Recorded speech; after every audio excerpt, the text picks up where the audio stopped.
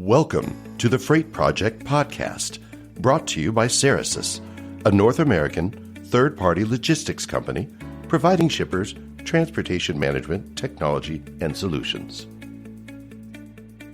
On today's The Freight Project Podcast episode, I welcome back Todd Hockenberry, founder and CEO of Top Line Results, a marketing company focused on the industrial space. As more industrial companies look towards more direct-to-consumer, also known as DTC, initiatives, they may for the first time have to start thinking about how their brand is perceived in the marketplace, also known as protecting brand integrity. On the episode, Todd and I have a great discussion around best practices and tips for OEMs and wholesale distributors to maintain brand integrity as they integrate dealing more directly with the day-to-day consumer versus the usual B2B buyer or procurement professional. First, Todd will share what brand integrity is and why OEMs and distributors should care about brand integrity as they go direct to consumer.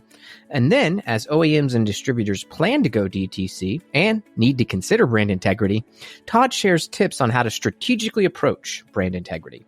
Next, Todd then will provide for those companies that are able to protect their brand and focus on it, what are the benefits of a brand that has a great reputation. Todd then outlines what could happen to a brand or company if they don't think about protecting their brand as they go D2C, as well as sharing if brand integrity is a marketing function or more a cross-department collaboration. And finally, Todd will also share some real-world examples of clients he's worked with who have done a great job at going direct-to-consumer, all while protecting brand integrity. We hope you enjoy this episode of the Freight Project Podcast. Hello, Todd, and thanks for coming back on the Freight Project Podcast as our go-to guy on all things inbound marketing for the manufacturing industry. We both have a common goal where you are aiding the industrial industry to make their business stand out through marketing, and Ceresis is working hard to make sure those manufacturers deliver upon those marketing messages with effective transportation management. So really good pairing we have here today for those manufacturers. So I wanted to have you back on today as those two worlds of marketing and freight continue to collide in this really big movement that's happening where OEMs and wholesale distributors are now going direct to consumer, also known as DTC, or sometimes seen as D, the number 2C. Just depends on your preference or flavor. So now that these entities aren't really relying so much on a retailer's marketing strategy to bring in customers to the store to buy, these OEMs and distributors, they really need to work on not only building their brand on their own to get their own sales directly, but in that process, they also have to worry about a new thing that maybe they've not thought about, brand integrity, the protection of it. So with all of that said, Todd, let's level set first on brand integrity and what we mean by that. How would you define brand integrity, and why should manufacturers and industrial companies care about brand integrity? Well, first of all, Adam, thanks for having me back on the show. It's always a pleasure to talk to you about all things marketing and transportation.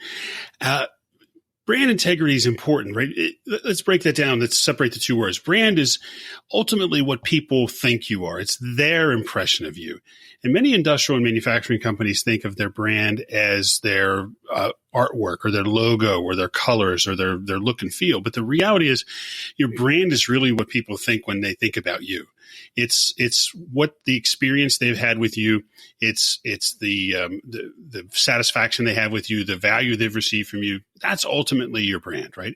And I mean, unless you're a big national company, right? You're like Nike, right? You're in the middle of this brand controversy because of decisions they've made one way or the other. I'm not picking one side or the other. Most industrial companies aren't at that level of brand awareness. So brand is what people think you are. And integrity is simply being consistent, whole, undivided, honest, and kind of principled. And it could be, just be upright, right? So the idea is that if you're going to change to go direct to consumers, whatever the consumer's brand that you have now that you've probably built up over years and done a great job at it, you want to make sure that as you go into direct consumer, that brand stays, there's integrity, that stays consistent. And the reason you should care is that your brand is really your business. What they think you are is really what matters. What your customers and prospects in the market think you are is who you are. It's not what you think you are. It's what they think you are. So if you're going to go direct to consumers, that experience now of dealing with you on a one-to-one basis, as opposed to maybe through a channel, now all of a sudden you own that entire experience. And you're more at risk for potential problems, but you also have an opportunity to get closer. So what the key things are to maintain brand integrity is you've got to have a culture, and then your operating system in your company, which how you build the structures to do this direct to consumer, then that's really going to be your brand, right? Because it's how you enable and empower and train and motivate your employees within your culture. That's going to be reflected in the experience your customers get. So your environment and your culture support your people delivering a great customer experience, which is your brand. So, again, there's lots of great quotes out there. One of my favorites is Richard Branson says something like, if there's no way you can have unhappy employees and then have happy customers, and he's absolutely right. So, your brand in your mind of your consumers is the customer experience. The customer experience is delivered by your people. They're nurtured by your culture, supported by your operating system. That's what you have to have in place to be consistent and have brand integrity when you go to market directly. And when I think of direct to consumer, I think of some really big value items that I'm looking for, right? I'm looking to save time, make it easier for me to shop, easier for me to get the answers I want. I want to save some money. Not only do I save money, but I want to save time. Time's a big one, right? I don't want to deal with middlemen. I want to be able to go right to the source and get the answer. Again, I want to eliminate having to sort through a lot of different brands. Like we're going to talk a little bit later about mattresses. Casper, for example, I think is one brand that's doing that well. And I don't really want to figure out which one's the right brand. I want to kind of get it narrowed down and get to an experience which is fun and easy and interesting and probably online and mobile to get what I want quickly. And that's really what I think about when I think about direct to consumer, Adam. Well, that's interesting. It really parlays off of our first recording and your recent book where you featured Ceresis, right? Where one of the things we talked about was the alignment between what I do in marketing on the inbound and content marketing side, where we really, push this educational, friendly, proactive type of content strategy. And, as we feature our people in our own podcasts and some future videos that we're going to do, and as you lay out in that book where we talk about our company, Ceresis, we have an extreme alignment between what I'm doing on that marketing side to what our customer service teams are doing, our freight desk, and everybody who works in technology, and also in our sales process. That extreme alignment is our brand integrity, right? It's who we are. And so I think that it's possible for small to medium-sized manufacturers and industrial companies, and even large ones who have never marketed before, once you create that alignment and you create an experience that is aligned for the customer, then you truly are able to, continue that idea of making sure that you are perceived by the market and customers, especially, as that company that you want to be, that's of high integrity. And so I think, thanks for that, Todd. And that really sets us off on the right foot as we progress in this discussion here on maintaining brand integrity, as those industrial companies are exposing themselves more directly to consumers more than ever before. But the next step in planning for industrial companies is not to just say, I have brand integrity and that be true as they're going direct to consumer. But they also have to have some steps, right? They say, how do we go about doing this? Or some areas of focus on how to protect that brand integrity. So what are those areas of focus? What are some tips on how to strategically approach brand integrity that you would offer up, Todd? Well, first of all, thanks for mentioning the book, Adam. The book's Inbound Organization, and it came out last year, and I think it applies to a lot of companies in this space that are thinking about doing inbound marketing and certainly direct to consumer. The idea is that behind the book Inbound Organization is that the ideas that you kind of mentioned in terms of how you think about marketing and approaching your market, they, like you said, they have to be agreed to, and they have to extend across your entire organization. So to do that, really one of the first places we start is you have to really understand your target market, or your target persona, we'll call it. The person you're going to sell to, who's the ideal buyer, who are they? And again, why would they buy directly from you rather than buying through the current channel? Why would they want to do that, right? So it's not enough to just say, we want to go direct to consumer. There has to be a why, right? And it has to be, the why has to be in the context of the customer. It's got to be from their perspective back to you, right? So what makes their life easier? What saves them time? What saves them money? What makes their life easier? Then you've got something, right? If you can identify that, then you can build a structure to deliver that. Sounds simple, but that's, I think, the most important step. Again, if you're going to make certain promises to your customers, if you go direct consumer, then you've got to have the team and you've got to have the understanding of exactly what that means, right? Are the promises you're making, do they matter to your customers? That's really the biggest thing. So understanding what a great experience looks like to them is going to be the first place. And some of that might be understanding the current situation and understanding why the current process is suboptimal. That's a nice word for saying the process stinks, right? Let's go back to our mattress example. If I had to buy it before, I had to go to a big box store. I had to go look at 4,000 different models. My kids liked it because they could go jump around on the mattresses. That was kind of annoying. And then you have to wait for a salesperson to show up. And then you'd pick from different sizes. Do you want this? Do you want that? Do you want this? And you'd be like, oh my goodness, how expensive is this? I can't believe mattresses are so much. I got to deal with another salesperson. And if you're my wife, like I'm a salesperson and I'm like the only salesperson in the world that she likes. And she hates salespeople. She just does not want to talk to salespeople. It's just the way she is. And I don't blame her for the most part, but none of that process is good for me. I'm tolerating that process. But if I can go online, I can read reviews, I can read third-party ratings, I can read articles about these, and I can go look on your store and shop. And when I'm sitting on my couch, or I'm using my phone and I'm buying a mattress, I got something, right? And that's a much better experience. So that's number one, right? You got to understand how you affect the target audience and the target persona. Number two is exactly what you said, Adam. That's this cross-functional collaboration, alignment across departments. And what we see is that doing this well to maintain brand integrity in a direct-to-consumer situation, you've got to have service-level agreements. We call them SLAs between different departments, where we agree that if marketing gets a lead and hands it off to sales, sales is going to respond in X amount of time in certain ways. And then if you have a customer and they respond to service or reach out to service, that they're going to respond in a certain way at a certain time, right? So there's agreement on this, what you're delivering in terms of the experience. Now, I just mentioned following up on leads, but it could be, an orders placed. Are they going to get followed up quickly? Are you coordinating with your warehouse and your shipping department to make sure it gets out on time to meet the promise that you made in marketing? These things all have to be in a strong alignment to deliver that promise, right? Because you really only get one chance to do this well. And if they make the decision to come with you direct and you blow it on the first shot, then it's hard to recover from that. Because why, folks? It's easy to know why. Adam knows why. Why is because you can pull the phone out of your pocket and find 10 alternatives that quickly, right? So, yeah. So you have to do it right off the bat. And then, thinking about, supply chain and logistics and, kind of all the delivery, I mentioned that, but, the kind of the final mile and working with suppliers to make sure that it's going to get to the right place at the right time and the right condition, exactly the way they expect it to be. And everybody has to understand their role in that process to deliver that experience. You're not just delivering a product, right? This is the new world. It's an experience. It's what the whole feeling and experience and time and effort and feedback. And when you surprise me and you delight me, these things are all that experience. And that's what people are looking for.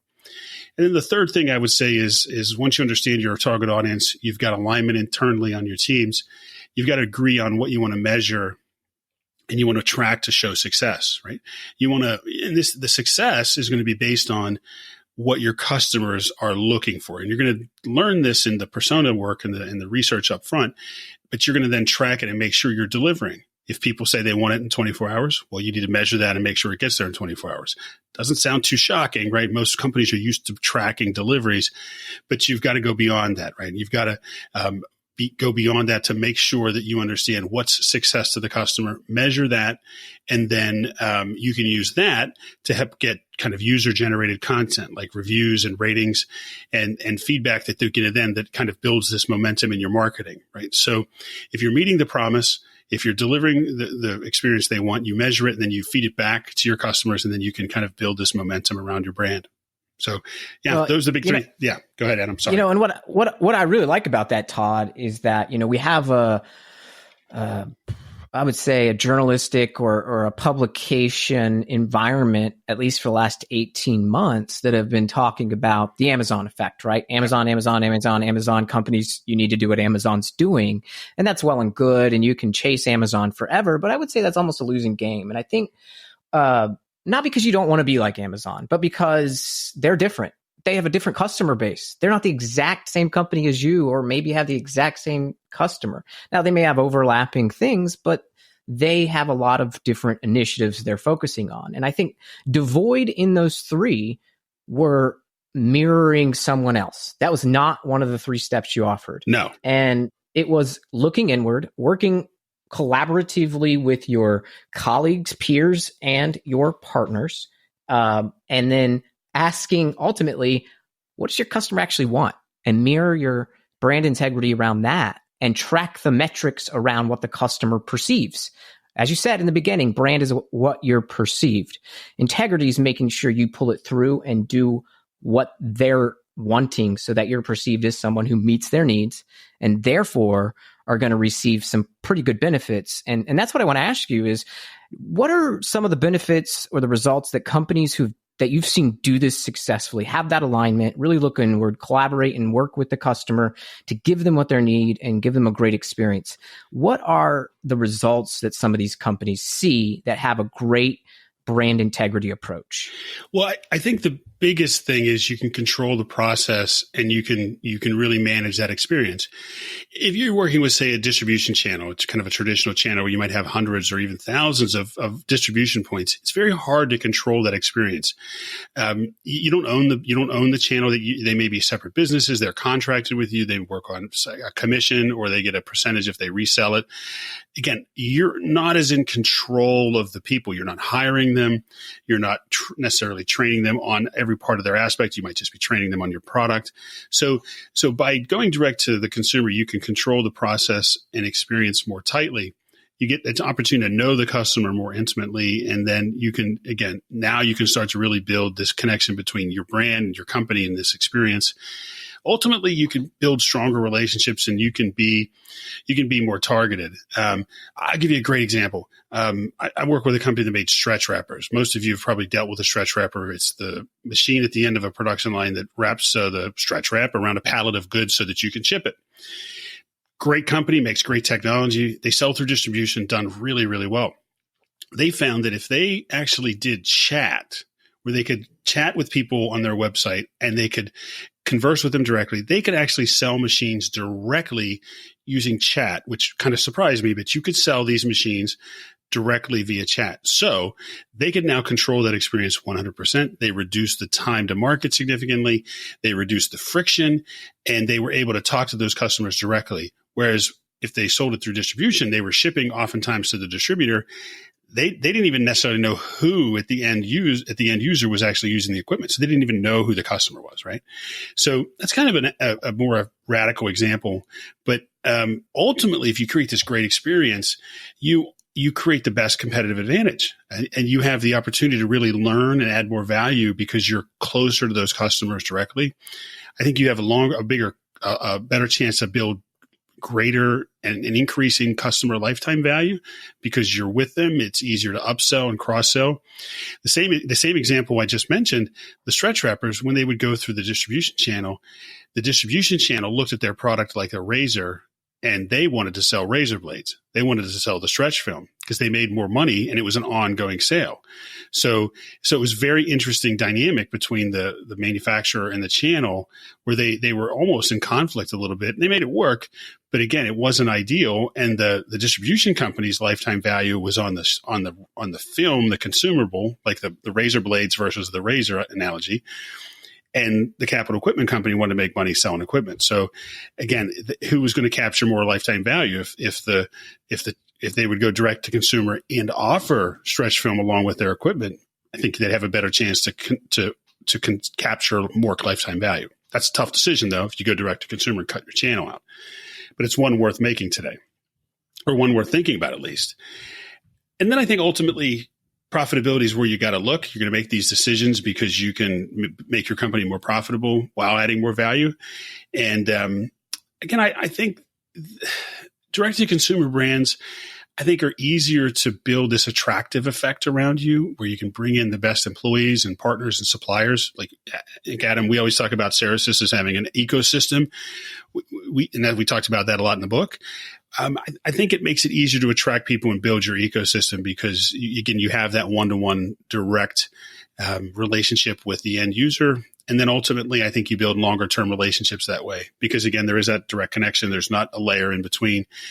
And then again, I think that helps reinforce your brand like we talked about before. Having longer it's almost self-propagating in a way. It's definitely, it builds on itself, right? You build better relationship with your customer, you build a better experience, your employees are happier, they're more fulfilled, you attract better employees, therefore you get this very positive kind of cycle going. So those are some of the big things we see as benefits of doing this. Yeah. Well, and these OEMs and wholesale distributors are facing really some upheaval in market forces that they never have before. And, it's not a bad thing, right, to be in the middle of chaos because it forces you to look in the center and then build out and then say what's really important, right, and do things really, really well. My friend over at Supply Chain Today, Davey, he was putting some quotes up today because Tim Cook is the CEO of Apple, right? Or sometimes also known as Tim Apple, by our president, which I think is the funniest thing ever. However you feel about him, I think it's awesome. But so it's fun to call him Tim Apple. And so Tim Cook, he came from the supply chain world, right? And now he's the CEO. And one of the things he really, I think, nobody really understood how important he was to Apple's early success after the iPhone or even the iPod, because, you have the marketing genius of Jobs and then you have the supply chain genius of Cook. While Jobs is sitting here, promising a heck of a lot, Tim Cook's got to deliver on it.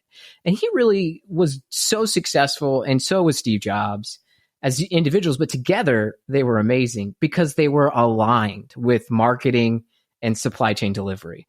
And Apple's, the richest company on earth. So profitability absolutely is a great benefit of that brand integrity really pulling through. But so Tim Cook said, in the middle of chaos, you really have to focus on the things you do well, right? Because that was one of the things that he always loved, the challenge of Steve Jobs, raising the bar, but it was always difficult. And it was like, oh my goodness, what if you just told the marketplace that I have to deliver? Are you insane here?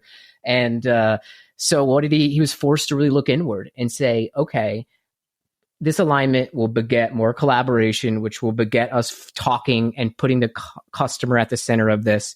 And that's how we keep our brand integrity. And one of the most valuable, if you were to put 1 through 100 of companies, I would say Apple's up there, number 1 or number 2, if not number 1, for a number of years on brand integrity. So that's what alignment can do. And that's what Apple has done. And, now Tim Apple is the CEO of Apple, or Tim Cook. Yeah, whatever. Anyway, but those are some great benefits, but we have to talk about the problems, right? Of folks who don't take this seriously, folks who overpromise and under-deliver, if you will, on their marketing message because their brand integrity is shattered and they didn't do enough to put it together.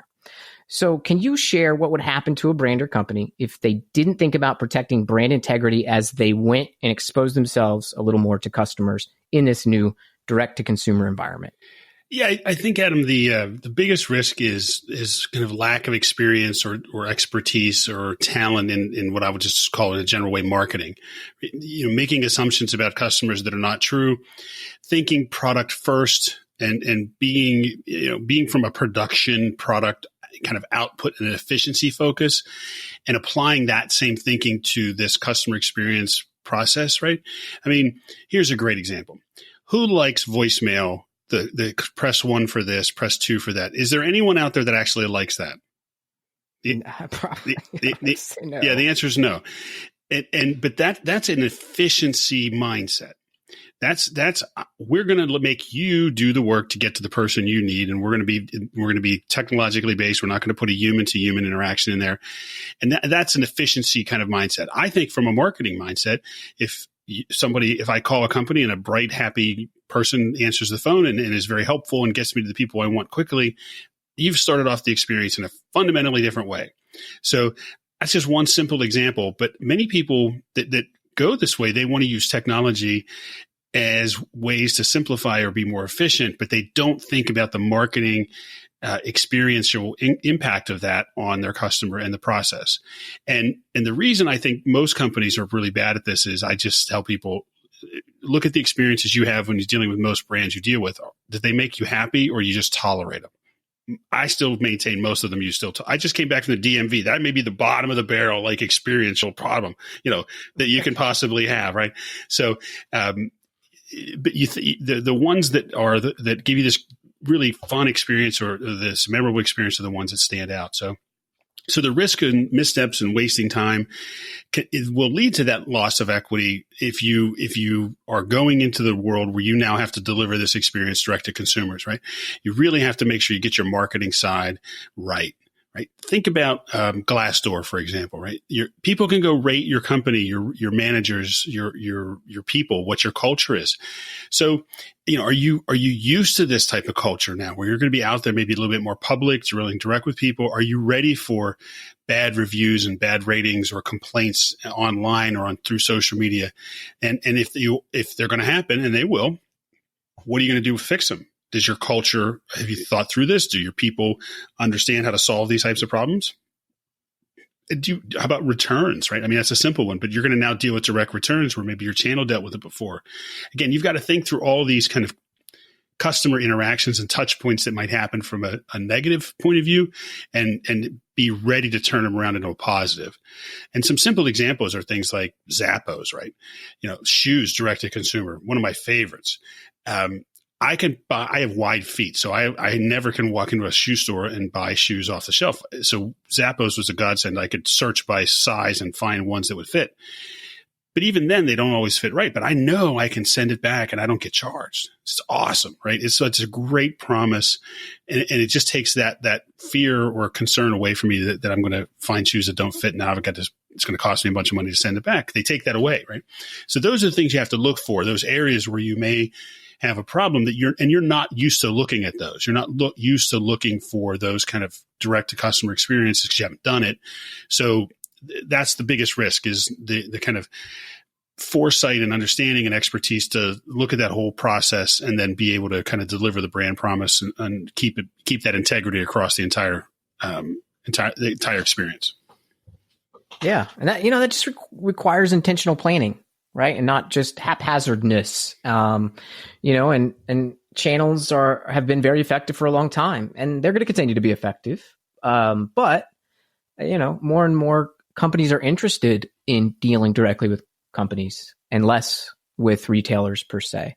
And there's some interesting market forces happening in the mattress world. You mentioned Casper, and you'd said that they were doing this pretty well. And I know you had told me previously about your experience with Casper, and that you yourself actually bought a Casper mattress. So you can talk a little bit about what they've been doing right and your experience with them as a real world example of a company who really thought about this consumer experience a lot and is doing well in the direct to consumer space. Sure. I did buy a Casper mattress. Very happy with it. It's, first of all, the quality is superb. So again, don't think that you can go direct to consumer and sell them junk. That's not going to work either, because now you're going to get hammered on social media and your reviews and ratings. Everybody's going to tell everybody else. So you got to quality is table stakes, even if you go direct to consumer. So don't think you can get away with that. But no, it's great. The experience is awesome. If anybody's ever gotten one, you get this cool big box in the mail, and but it's not a mattress size box. It's a lot smaller than a mattress. And there's instructions on how to open up. You cut it open, and all of a sudden this mattress kind of like just unfolds, and over time it grows into the mattress. And you're like, that's pretty cool.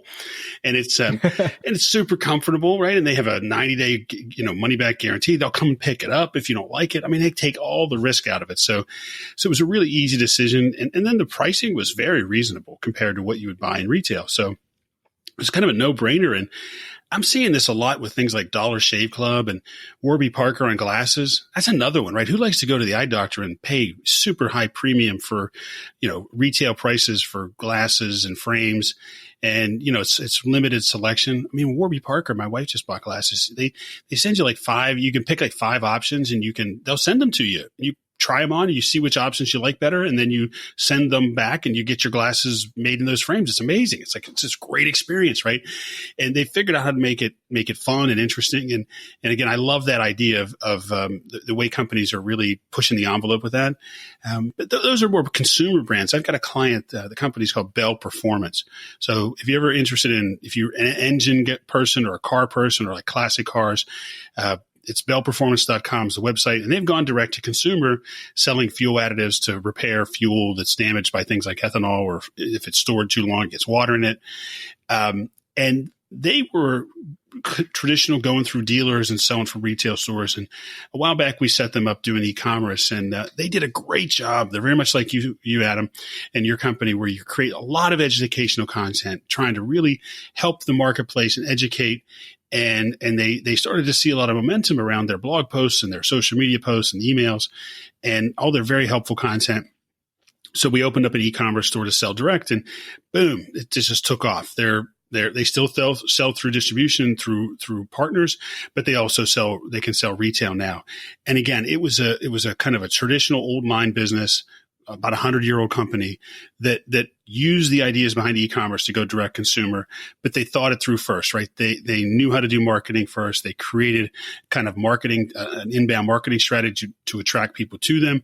And then they started to, once they build credibility after they were helping and educating, then they said, okay, you can buy from us direct, and it's done really well. So yeah, those are some examples, and there's lots more, but the key is to really, again, make sure you understand who you're talking to and what they want, and then you have a chance to be successful at it. Yeah, sure. And I think, to put a pin on this discussion, the next step for our listeners, if anybody is thinking about how they can protect brand integrity if they're going direct to consumer, especially me representing the freight and logistics side, you on the marketing side, who takes ownership of this initiative? Is it marketing? Is it supply chain? How do you get started? Who's the person that drives this project? Wow, that's a great question. My sense is this is a business-wide decision, because it's really, like we talked about, it impacts everybody in the organization. And certainly marketing and the supply chain side are going to have their role in it. But I think this is a C-level strategic decision, and it's not a small one. And the business leaders, owners need to understand the impact. It's a big commitment, and it's not one you should make lightly. So I think it can be driven by marketing saying, hey, we see a need here, we see an opportunity, and they can frame the customer and why they think this is an opportunity. But I really believe this needs to be a business-wide decision, because if it's marketing driven, then you run the risk of not having alignment across all the different groups and organizations, and it's not a high-level strategic initiative. Again, I'm not talking about just sticking your toe in the water, doing some e-commerce, selling spare parts or something like that. I'm talking about cutting out a channel and going direct. That's a pretty high-level strategic decision. So I'd want to see the CEOs, leaders, owners driving that train. Fair enough. Well, Todd, thanks for outlining all of these great, points, as we're seeing a lot of our industrial clients start to come to us for shopping cart solutions for LTL freight, final mile solutions. And we've been offering those, right? Reverse logistics. We've focused on LTL for our entire 20 years. We also do the over the road modes for full truckload, parcel, final mile, and that kind of stuff. But what we've really seen over the last 18 months is those folks thinking more and more about that end consumer and going direct to consumer. So, thanks for being on a guest here today. Is there anything, make sure our listeners know where to find you and any tools that you might be able to offer them. So where can they find out more about you, Todd, and inbound organization and top line results, and maybe any tools you can help them on their initiative here to go direct to consumer for marketing consideration? Absolutely. Our website, top-line.com, results.com. That's the best place to find us. All over social media, LinkedIn's great. You can reach out to me there. We're going to be just launching a new product. It's going to be a digital marketing health check where we're going to be able to work with companies quickly to help them understand where they're doing things right, where they're doing things wrong, and where their opportunities are to do better at digital and inbound marketing. And for you, Adam, and for your listeners, I will include a coupon code. You just use Ceresis. That will be your coupon code. It'll give you 20% off that if you want to do it. It's not a huge lift to do it. It's we're trying to just get out in front of people to help them because we see a lot of issues out there with digital marketing. And even if companies are using agencies and partners right now, we've got a lot of experience in doing this, and we can always add value to people in that kind of health check process. So we'd like to offer that to your listeners. And we'd love to hear from you. Yeah, perfect. Well, I'll make sure on this podcast landing page that everybody has the link to that, so it will be handily accessible. So, Todd, thanks so much for being on today and sharing your tips and your wisdom. We'll make sure we'll have you on in the near future. Everybody, thanks for tuning in and have a great afternoon.